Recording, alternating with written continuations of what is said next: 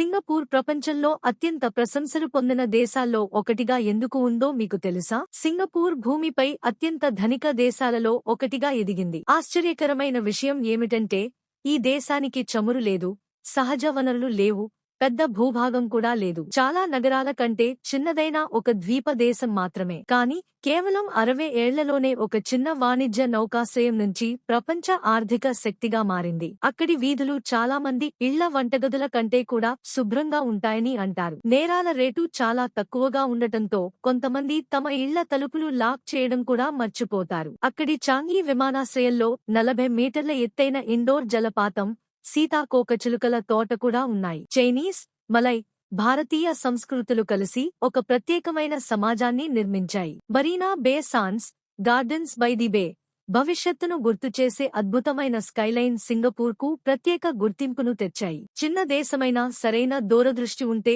ఎంత పెద్ద విజయాలు సాధించవచ్చో సింగపూర్ ప్రపంచానికి నిరూపించింది.